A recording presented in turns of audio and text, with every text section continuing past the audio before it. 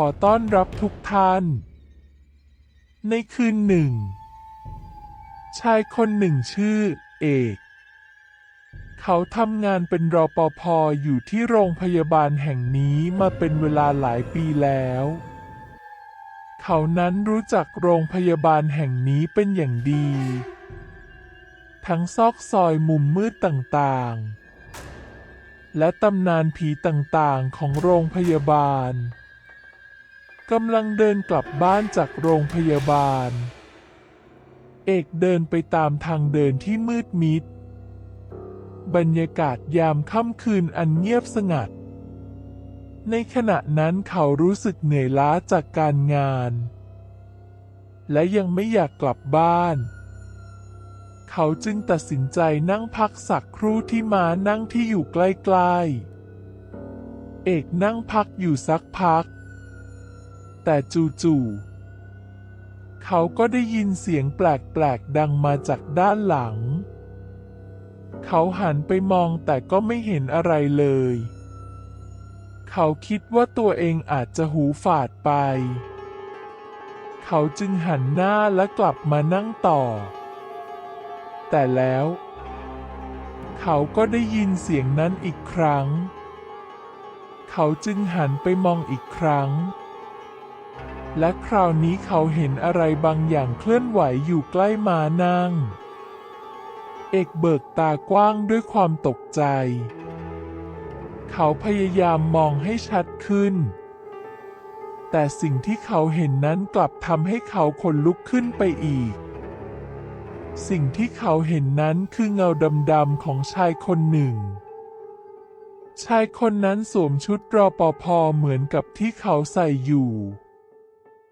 ชายคนนั้นค่อยๆลุกขึ้นและค่อยๆเดินเข้ามาหาเขา เอกรู้สึกกลัวอย่างบอกไม่ถูกเลย เขาพยายามลุกขึ้นวิ่งหนี แต่ขาของเขากลับแข็งขยับไม่ได้ เขาทำได้เพียงยืนนิ่งอยู่ตรงนั้นด้วยความกลัว ชายคนนั้นเดินเข้ามาหาเอกทีละก้าวทีละก้าว เอกหลับตาแน่นและภาวนาขอให้สิ่งนั้นหายไป ทันใดนั้นเอง ไฟทางเดินก็สว่างขึ้น เอกลืมตาขึ้นและก็พบว่าชายคนนั้นได้หายไปแล้ว เอกถอนหายใจอย่างโล่งใจ เขาคิดว่าตัวเองอาจจะแค่ฝันไป เขาจึงตัดสินใจรีบเดินกลับบ้านทันที หลังจากนั้น เอกกลับมาทำงานที่โรงพยาบาลในวันรุ่งขึ้น เขาจึงเล่าเรื่องราวที่เขาเจอให้เพื่อนร่วมงานฟัง เพื่อนร่วมงานของเขาต่างก็หัวเราะเยาะเขา พวกเขาบอกว่าเอกคงแค่คิดไปเอง เอกเองก็เริ่มคิดว่าตัวเองอาจจะคิดไปเองจริงๆ เขาจึงพยายามลืมเรื่องนั้นไป แต่แล้ว ในค่ำคืนนั้น เขาก็เริ่มเห็นเงาดำๆของชายคนนั้นอีกครั้ง เขาเห็นเงาดำๆนั้น เดินไปเดินมา อยู่ตามทางเดินและห้องต่างๆของโรงพยาบาล เอกเริ่มรู้สึกกลัวมากขึ้น เขาพยายามหลีกเลี่ยงการเจอเงาดำๆนั้น แต่มันกลับปรากฏตัวขึ้นอยู่ทุกที่ที่เขาไป เอกเริ่มสงสัยว่าเงาดำๆนั้นคืออะไร เขาตัดสินใจสืบหาความจริงเกี่ยวกับเงาดำๆนั้น เขาไปถามเพื่อนร่วมงานที่ทำงานมานานก่อนเขา พวกเขาบอกว่าเงาดำๆนั้นคือผีของรปภ.คนหนึ่งที่เสียชีวิตอยู่ในโรงพยาบาลแห่งนี้ แต่แล้ว สักพักเขาก็เริ่มได้ยินเสียงแปลกๆ เสียงนั้นดังมาจากห้องเก็บศพ เขาตัดสินใจเข้าไปตรวจดู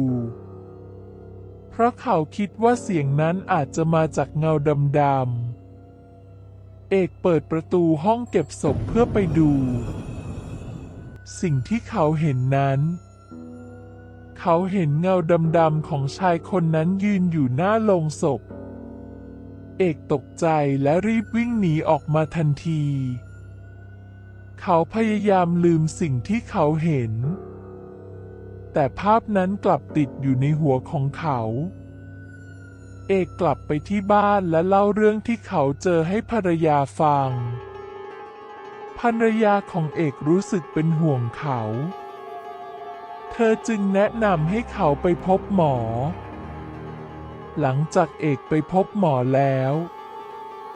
หมอตรวจร่างกายเขาและบอกว่าเขาแข็งแรงดี และหมอบอกว่าอาการกลัวของเขาอาจจะเกิดจากความเครียดมากเกินไป วันถัดไป เอกจึงกลับไปทำงานที่โรงพยาบาลอีกครั้ง เขาพยายามทำใจให้สบาย เขาคิดว่าตัวเองอาจจะแค่คิดมากไปเอง แต่แล้วคืนหนึ่ง ในขณะที่เขากำลังเดินตรวจความเรียบร้อยในโรงพยาบาลอยู่นั้น เขาได้ยินเสียงร้องโหยหวนดังมาจากห้องผู้ป่วยหนัก เอกรีบวิ่งไปตรวจดู แต่สิ่งที่เขาเห็นคือ เขาเห็นเงาดำๆของชายคนนั้นยืนอยู่ข้างเตียงผู้ป่วย เอกตกใจมากและรีบวิ่งหนีออกมา เขาไม่รู้ว่าชายคนนั้นต้องการอะไร เขารู้สึกกลัวและไม่รู้จะทำอย่างไรดี เอกจึงตัดสินใจไปหาผู้อำนวยการโรงพยาบาลเพื่อขอความช่วยเหลือ ผู้อำนวยการโรงพยาบาลก็บอกว่า เขาก็เคยได้ยินเรื่องผีรปภ.มาก่อนเหมือนกัน แต่ก็ไม่ได้ปักใจเชื่ออะไร เขาจึงแนะนำให้เอกไปพบกับหมอผี เพื่อมาทำพิธีจะได้เกิดความสบายใจ หลังจากนั้นวันถัดมา หมอผีก็ทำพิธีไล่ผีรปภ.ให้ออกไปจากโรงพยาบาล พิธีไล่ผีนั้นใช้เวลาหลายชั่วโมงมาก จนในที่สุด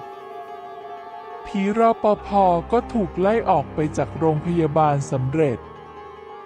เอกรู้สึกโล่งใจมากและสบายใจขึ้นเยอะ เขาสามารถทำงานได้อย่างสบายใจโดยไม่ต้องกลัวผีอีกต่อไป หลังจากผีรปภ.ถูกไล่ออกไปจากโรงพยาบาล เอกก็เริ่มรู้สึกดีขึ้น